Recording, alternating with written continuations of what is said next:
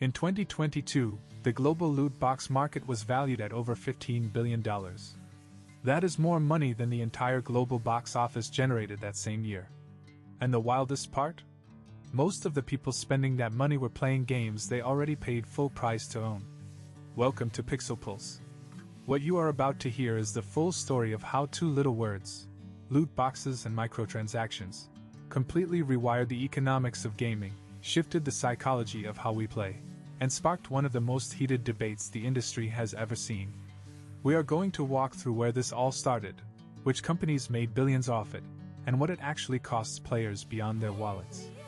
And we will get to the one insight that most gaming journalists quietly skip over, because it reframes the entire conversation in a way that makes the industry look far more calculating than most people realize.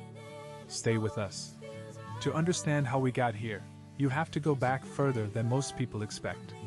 The roots of microtransactions are not in modern AAA gaming.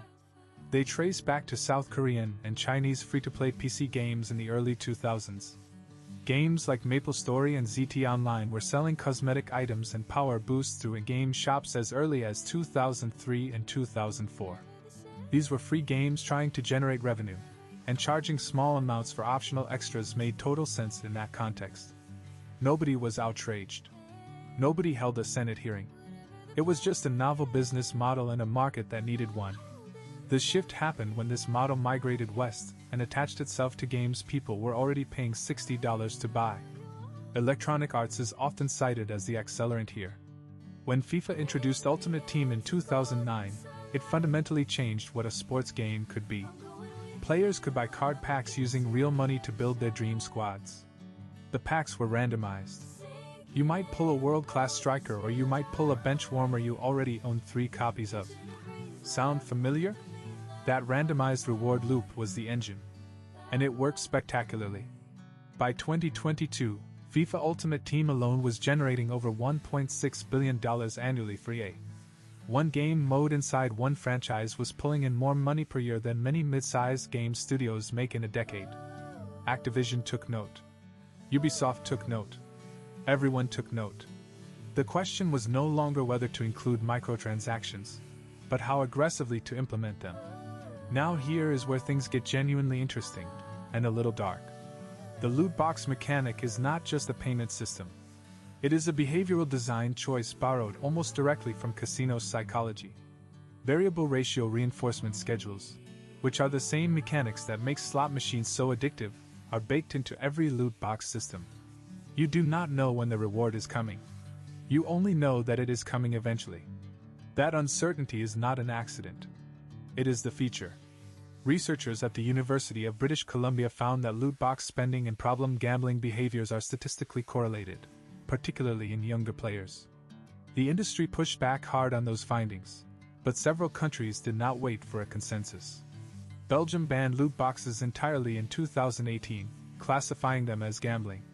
The Netherlands followed. In the United Kingdom, the Gambling Commission investigated the issue for years before Parliament pushed for stronger protections in 2023. Japan introduced gacha regulations requiring companies to disclose odds. China mandated that all loot box probabilities be publicly visible.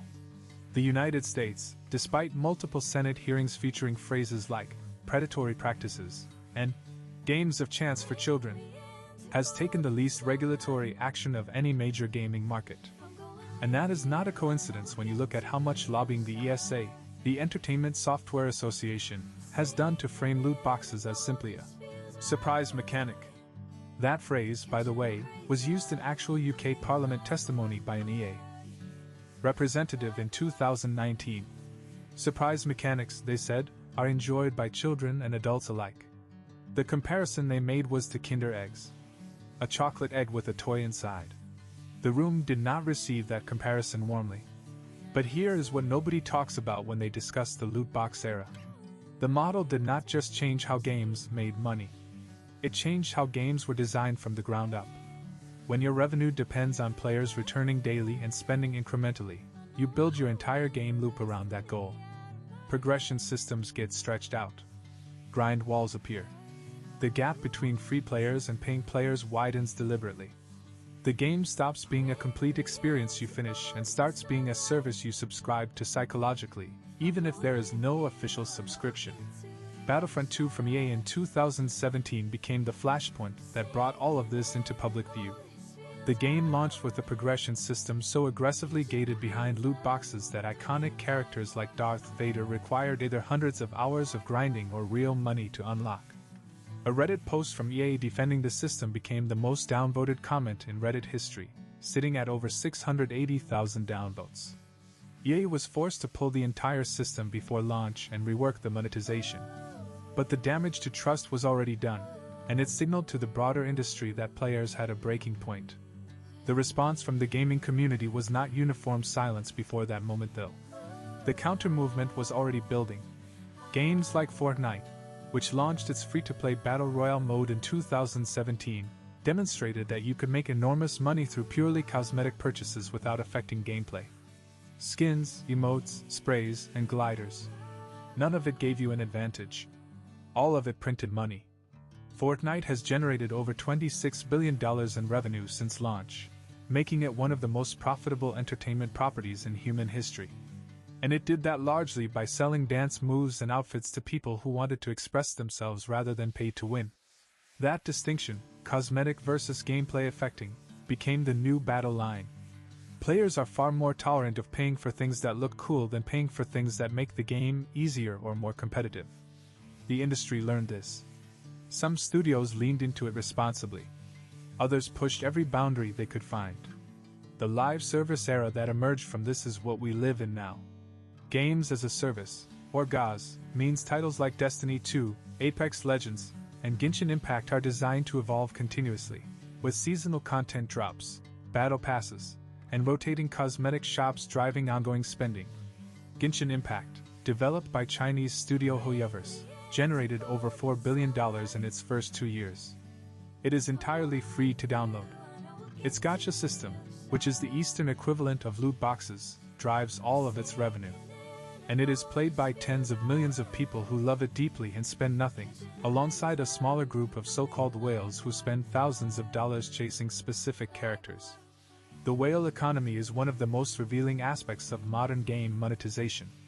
Studies consistently show that roughly 1 to 5% of a game's player base accounts for 50% or more of its revenue.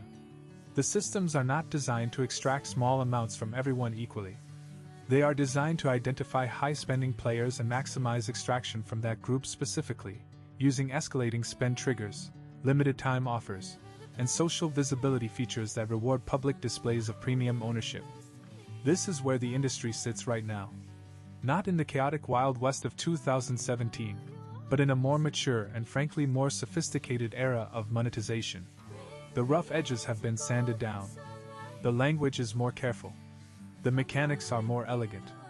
But the underlying goal is exactly the same as it was in those early South Korean free-to-play games. Keep players engaged, attached, and spending. The difference is the scale, the psychological precision, and the $15 billion industry that has grown up around making sure you open one more pack, pull one more character, and buy one more season pass. The conversation is not over. Regulators are still circling. Player advocacy is louder than it has ever been.